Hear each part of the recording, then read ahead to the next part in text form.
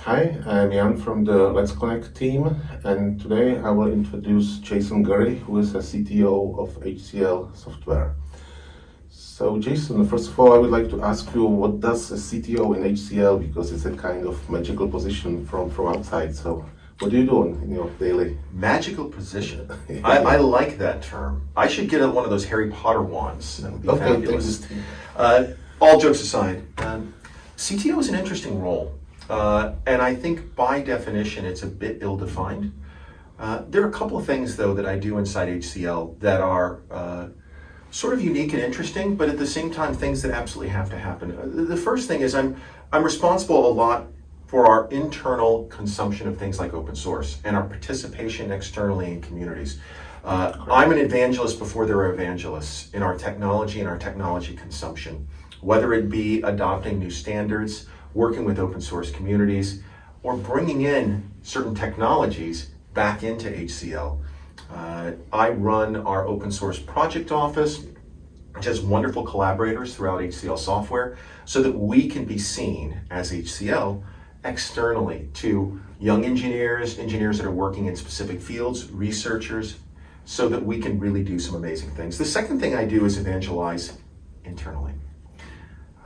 When you're an engineer, and you work on a product, and a product with, like most of our products that are, vintage, I like to say. Okay. I'm vintage, I think our products are vintage. You tend to get heads down, and that's all you're thinking about. And I'm trying, through various means, to help our engineers in all of these various products to have a moment to look out and see what's going on in the industry that I could learn, consume, and make these products better. What technologies could I consume? What ideas of how to structure my software could I use? And it's a big job, frankly, to be able to help people do those kinds of things. And it's exciting.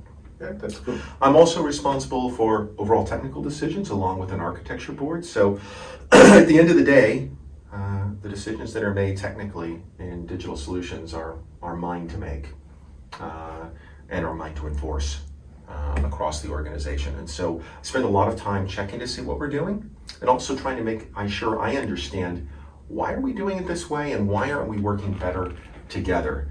The last thing, and there is a whole group of other things that I do, but the last big thing that I do is I actually own an engineering team outright, two of them actually, as Vice President of Engineering. One is the VoltMX team, so they work directly for me.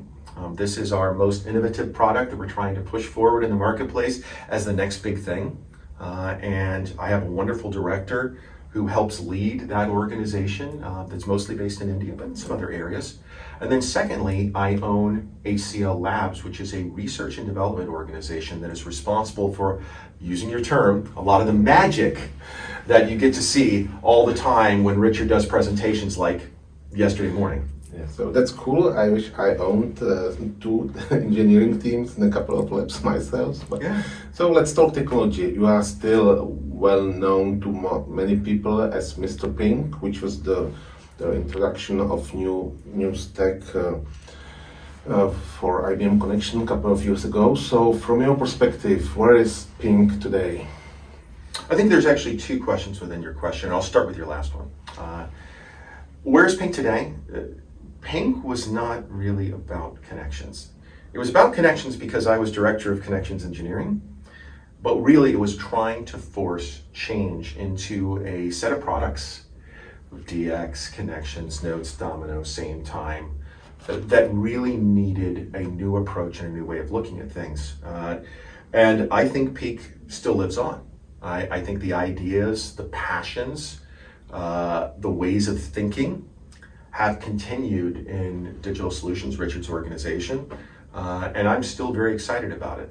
I will say, I did put away the suit, though I looked fabulous in it, obviously, but Pink still lives on. The technology that was invented in Pink, so for example, moving to a more mean stack, right, with Node.js, look at what David Strachan and the DX team are doing. What do you think that is, right? That's effectively Pinkifying that product. I will tell you a funny story though, and I haven't told this to a lot of people. When I first got the job, Director of Engineering, I believe it was August of 2016 in IBM, I came up with this vision. I pitched it to our general manager at the time, and then she said, just go do it.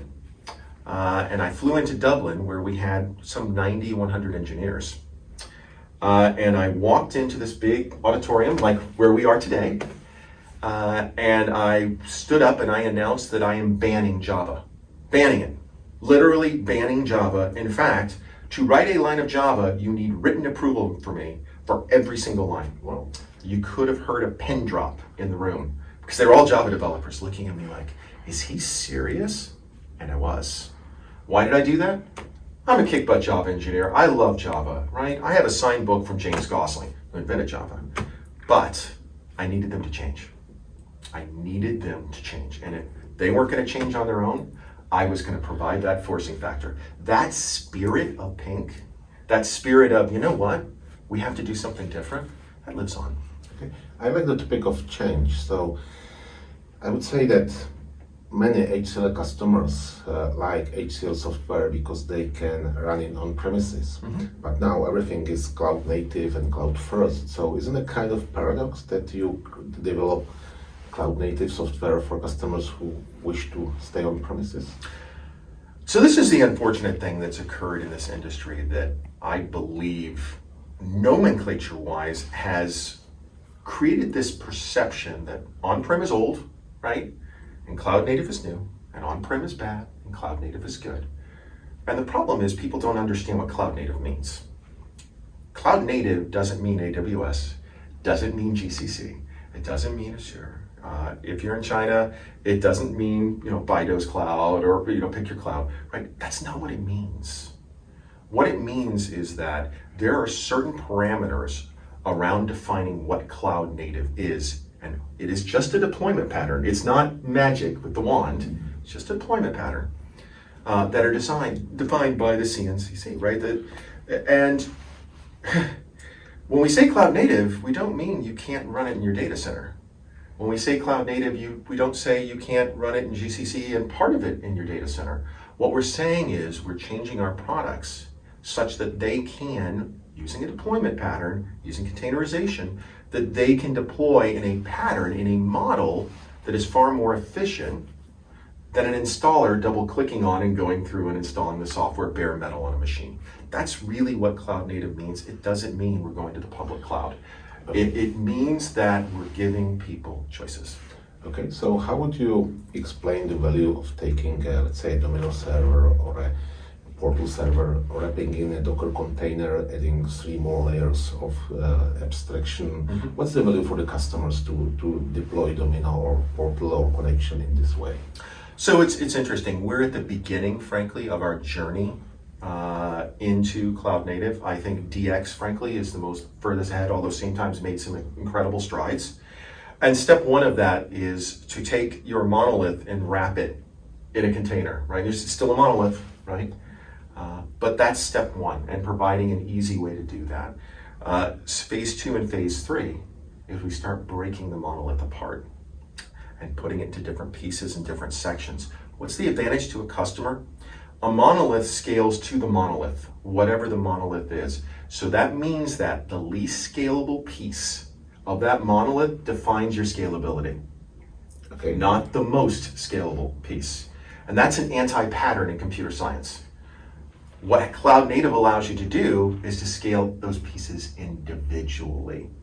So if I want to have, for example, and I'm just picking on my poor friends in digital experience, if I really use the personalization engine and I need that to scale more, I can have more instances of the personalization engine without dragging all the rest of DX with me to be able to do that. Same thing with Domino, right? If there are certain areas of the Domino server that I want to scale more, well, I'll be able to do that.